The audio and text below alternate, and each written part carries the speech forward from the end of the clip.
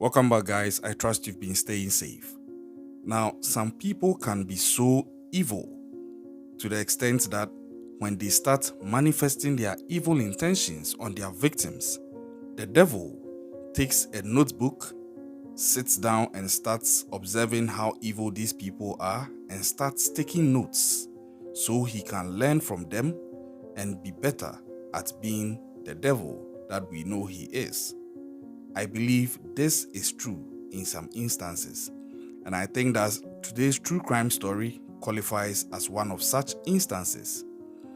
Today's true crime story is coming to you from Nigeria in West Africa, and it's an ongoing case. It occurred on the 26th of March 2023, and it involved a lady by name Anita Ophili, who took 10 years to plot and scheme to exact a gruesome vengeance on a fellow friend of hers whom she accused of stealing her boyfriend 10 years ago.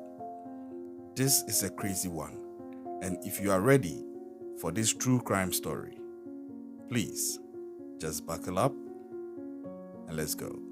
So the date is the 26th of March 2023, around 1:20 p.m., and Anita Ophili was in her apartment at Lagos. Anita invited her friend called Gloria Okon to pay her a visit in her apartment. Now, Anita and Gloria knew each other from the past. They are old friends going back over 10 years, but their friendship got strained and they had reconnected just about 2 weeks prior to this date. Things looked nice. It was more like a matter of old friends now catching up. Anything bad that happened between us back then is water under the bridge, so to speak. It's nice. Turn the other cheek. Forgive and forget. I'm sorry for what I've done to you. And, all the good things that you can think of with regards to forgiving and letting go. Apparently, one of them was actually holding on to a grudge dating back to 10 years ago. And this person was Anita Ophili. So when she invited her friend, Gloria Okon, to pay her a visit in her apartment at Lagos, Gloria came gladly because she felt that she had reconnected with her friend from 10 years ago, whom she did some wrong to and had apologized to, and they've made up, and they were going to have a better friendship. Of course, that would have been the fairy tale. But little did she know that Ophili was writing a horror story for her, one which there wouldn't be a sequel. Fast forward, Gloria Okon arrived at Anita Ophili's apartment, and being two female friends, they were in there doing their own female stuff. It was a normal day, and nothing seemed out of the ordinary. And this is an apartment which has other tenants in there, and it's 1:20 p.m. in the afternoon, broad daylight. What could go wrong? Apparently, in this case, a lot. Because before the tenants knew what was happening, they started hearing screams coming from the apartment of Anita Ophili.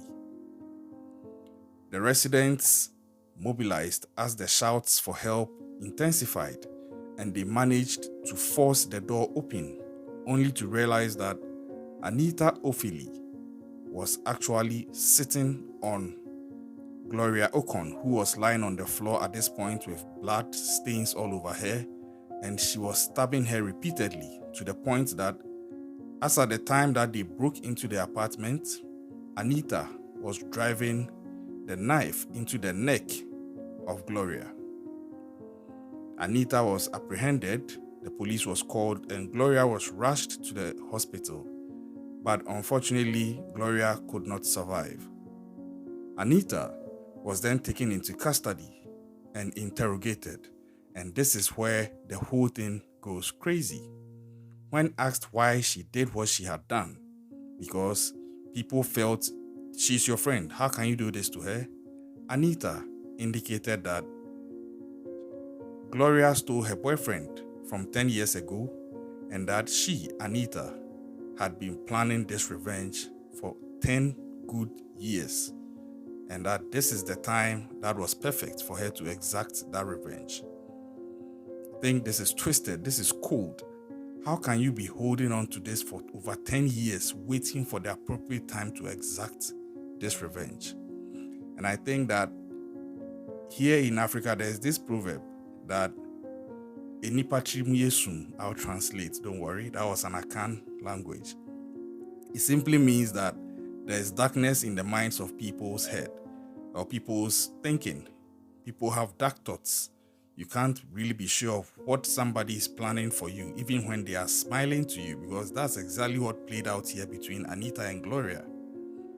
Now, she said that she, Anita, was really close with this boyfriend of hers and she was planning on settling down with him to build a life together. But because of Gloria's snatching of this boyfriend of hers, she lost the opportunity, and since then she couldn't be together with this guy. And even to the substantive day, Gloria herself, who allegedly snatched this boyfriend, is also no longer with this boyfriend. So my question was, so where is this guy in the first place? I'm sure he may probably be married to a different woman altogether, and you two are still alone. Why don't you just move on? At least, if you don't want to save the friendship, leave her alone and find a better life for yourself. But why do you hold on to that grudge and throw away your life by murdering her? The guy is even gone.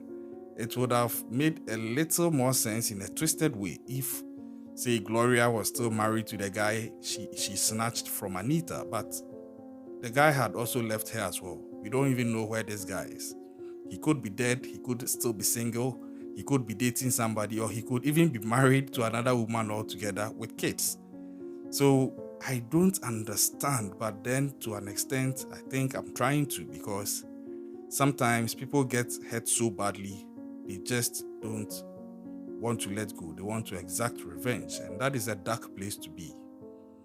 So the case is still ongoing. She has already confessed. We are waiting to see how it will play out when the wheels of justice start grinding in the law courts. Like I always say, stay safe, keep an eye out. You never know what somebody is planning. Subscribe to the channel if you already haven't done so. Turn on post notifications and leave your comments in the comment section. What do you think about what Anita did? Do you think she's justified, or you think it's just way overboard? I'll catch you next time. Stay safe.